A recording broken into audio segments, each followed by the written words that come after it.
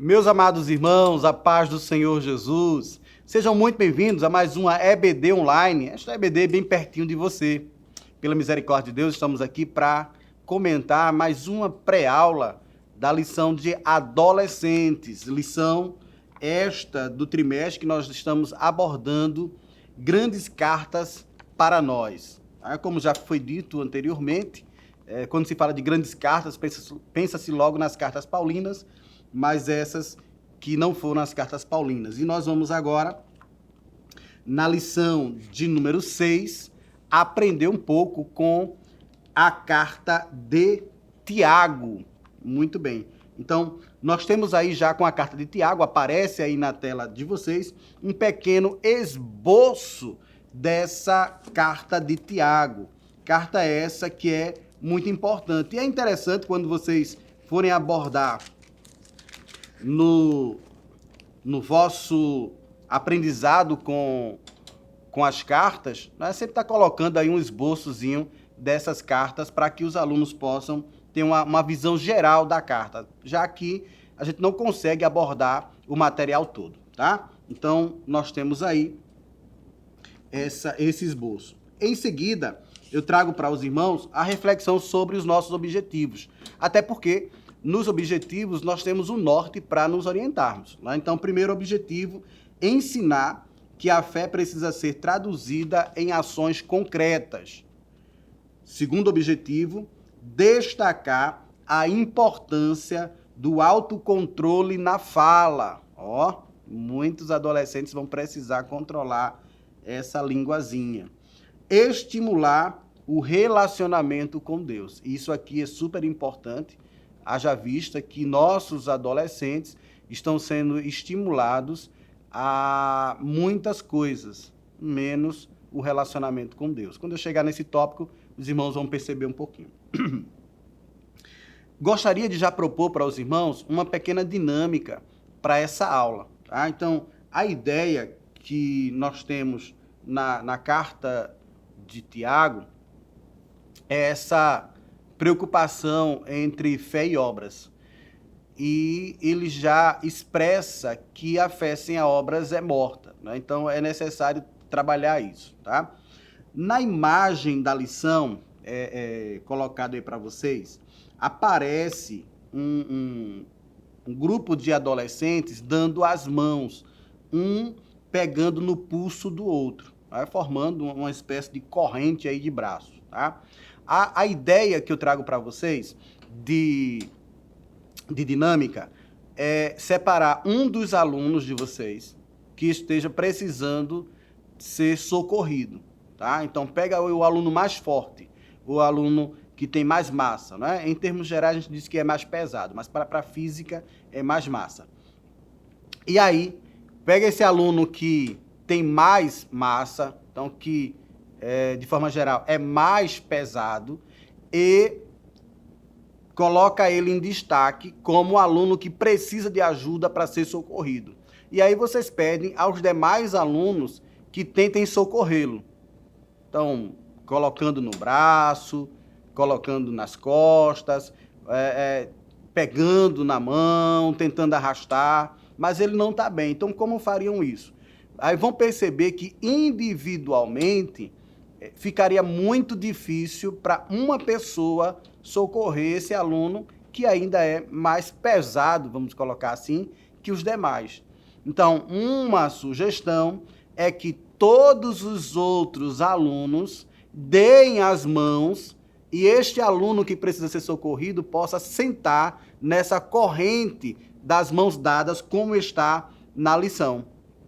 Então, da forma que está na lição, uma corrente de braços apoiadas é colocado aí para que o aluno possa se sentar e conduzir para um outro lugar. Não precisa conduzir para muito longe, basta mostrar que as mãos dadas conseguem distribuir aquele peso que seria para uma só pessoa e que todos conseguem levar porque o peso foi diminuído, né? A carga foi diminuída. Isso porque um ao outro, né, deu as mãos e carregou, tá bom? Evitem usar aquele versículo que um ao outro ajudou e ao seu companheiro se esforce, porque o contexto daquele versículo é de idolatria.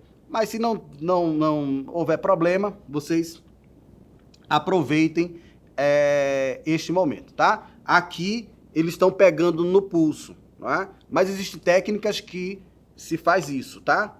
E forma-se uma espécie de cadeira. Então, cada um vai fazendo isso e de forma a ter mais força, tá? Então, pode ser assim também. Mas, contanto que juntem as mãos, que haja uma corrente de braços e que o peso de uma pessoa que precisa ser socorrida seja distribuída para os demais, e eles conseguem fazer isso. A moral por trás da dinâmica é que, juntando as forças, nós conseguimos ajudar e nós não sentimos tanto impacto daquela força colocada, tá? Então, neste caso aí, né, a fé de vários com o mesmo objetivo, que é de ajudar o seu irmão, tá bom? Então, já aproveitando, a gente já aproveita, acaba tendo aí o cumprimento do primeiro tópico, cujo primeiro tópico é expressando a fé em ações. Então, nesse tópico, nós teremos aqui a prática das nossas ações com base na nossa fé, né? Então, temos aqui algumas informações que o comentarista coloca, mas vocês poderão aproveitar muito mais. Como, por exemplo, o comentarista cita 2 exemplos do Antigo Testamento para aprofundar o ensinamento aqui, que é o caso de Abraão e Raabe. Ambos demonstraram sua fé através de atitudes concretas. Então, não basta apenas ter fé, mas é necessário demonstrar esta fé, tá bom? Quando isso é trabalhado, então os meninos vão percebendo, os nossos adolescentes vão percebendo que a nossa fé, ela não é uma fé apenas porque eu quero, mas é uma fé racional, né? Então, eles vão ter aí essa opção de entender além da teoria, né? De entender a prática da nossa fé, tá? Tópico 2, como se comunicar com sabedoria. Aqui é difícil, né? Vocês podem, por exemplo, trabalhar aquela história do telefone sem fio e vai percebendo que, às vezes, a comunicação, ela tem problemas, tá? Eu coloco aí para vocês os elementos da comunicação.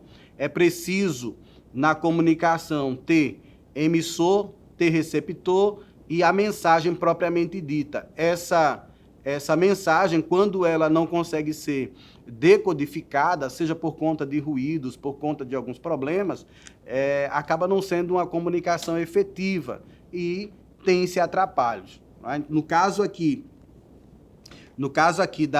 do tópico 2, como se comunicar com sabedoria, essa comunicação acaba sendo atrapalhada pelo desejo da língua falar o que não deve, tá bom? Então, subtópico 1, a língua como freio e leme. Tiago acaba abordando isso. É necessário controlar essa língua, porque ela vai controlar para onde esse barquinho vai. É interessante, né? O corpo todo, um grande barco, mas a língua tem esse poder de controlar para onde esse corpo vai. Isso porque nós seremos réus daquilo que nós falamos. E vocês podem trazer justamente as palavras do mestre, já que por tuas palavras serás condenado, por tuas palavras serás justificado. Então, você pode trazer isso à tona, tá? A língua como fogo e veneno, e posteriormente a língua como fonte e árvore. Então, percebam que no capítulo 3 de Tiago, essa língua vai estar no centro aqui deste capítulo,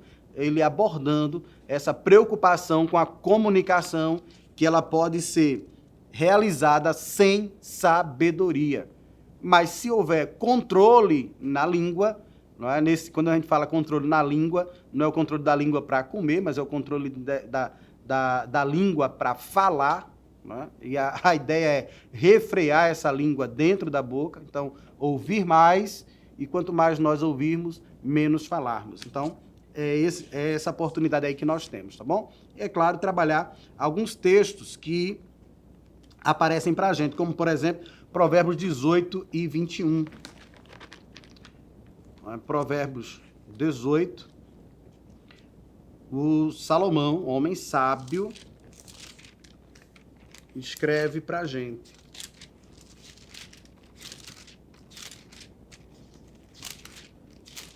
Provérbios 18 e 21.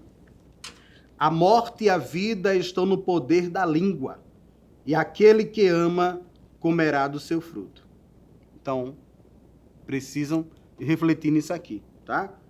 A morte e a vida estão no poder da língua, né? Então, não sei se vocês têm alguns exemplos para dar, mas pessoas que acabaram entrando em situações difíceis porque não prenderam a língua na boca, então falaram demais, né?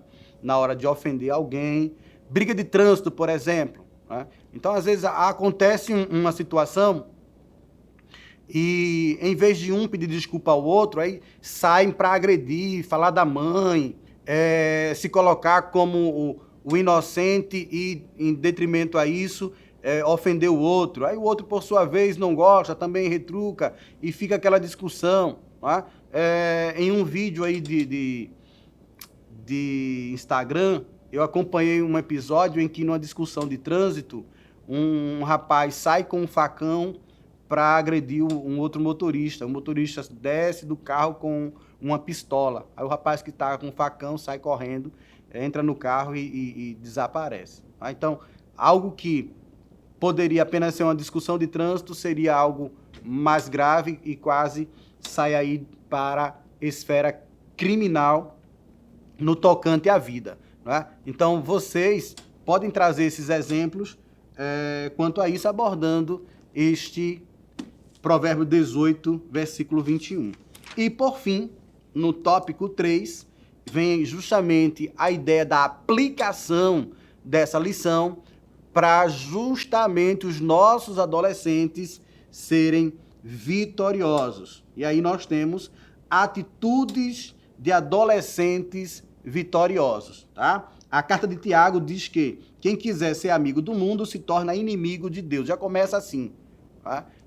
Não tem como, né, sermos amigos de Deus e automaticamente não sermos inimigos do mundo, tá? Então, na escola que eu sou gestor, alguns alunos, eles fazem parte do intervalo bíblico e algumas pessoas, até inclusive professores, se incomodaram com o intervalo bíblico dos meninos, né? Queriam acabar com o intervalo bíblico do menino porque a escola é laica.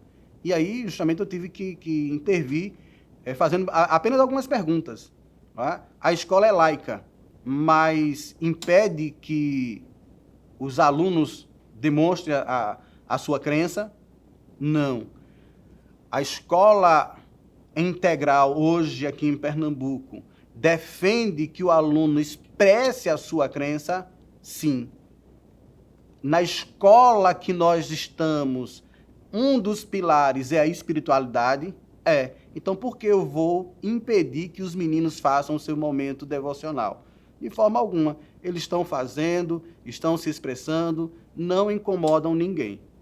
Quem quiser, que faça o seu, tá? E aí, os meninos tiveram a oportunidade deles mantida. Mas, possivelmente, se fosse um outro gestor que não tivesse essa compreensão da legislação e também da sensibilidade à questão dos adolescentes, teriam sido privados de ter esse momento devocional com Deus na escola, momento de almoço, momento de intervalo deles. Então, nada que iria afetar os outros. Mas, automaticamente, aqueles que são amigos de Deus se constituem inimigos do mundo, tá? E aí a nossa lição vem abordando, né, 4 características daqueles que, de fato, são adolescentes vitoriosos, que se constituem amigos de Deus. Primeiro, submeter-se a Deus, resistir ao diabo, aproximar-se de Deus, humilhar-se perante Deus. Então, essas características são justamente as características que nós queremos para todos os nossos adolescentes. Que Deus te abençoe e possa te usar poderosamente nesta aula, né? E trazendo aí algumas situações acerca da carta de Tiago. Gostaria apenas de concluir esta lição trazendo aqui o fechamento da nossa lição. Quem quiser ser amigo do mundo se torna inimigo de Deus. Deus te abençoe. Até a próxima aula, em nome de Jesus. Que o conhecimento é capaz de mudar a vida de quem lê, a gente já sabe. E que livro você pode comprar em qualquer livraria. Mas nós transformamos 100% do nosso lucro em mudança de vidas, através da ação social, evangelismo e missões. Ao adquirir qualquer um de nossos produtos, seja presencial ou à distância, você está investindo em alguém. Na próxima vez que você for comprar livros ou artigos evangélicos, não vá em qualquer lugar. Vá na Livraria Arca Missionária. Uma nova história começa quando você compra aqui. Agora você pode fazer a sua contribuição através do Pix, uma operação rápida, segura e sem custos. Abra o aplicativo do seu banco, clique na opção Pix e em seguida vá na opção Transferência. Depois é só digitar nossa chave Pix, que pode ser o nosso CNPJ 11 120 490 0001 86. Nosso e-mail contribua@eadalp.org.br ou nosso celular 81 98883 2755. Verifique se a contribuição é para a Igreja Evangélica Assembleia de Deus em Abreu Lima, Pernambuco. Confirme a transferência e depois siga o procedimento do seu banco. Anote nossas chaves Pix para não esquecer. CNPJ 11 120 490 0001 86. E-mail contribua@iadalp.org.br. Celular 81 98883 2755. Você está contribuindo para o crescimento da obra de Deus.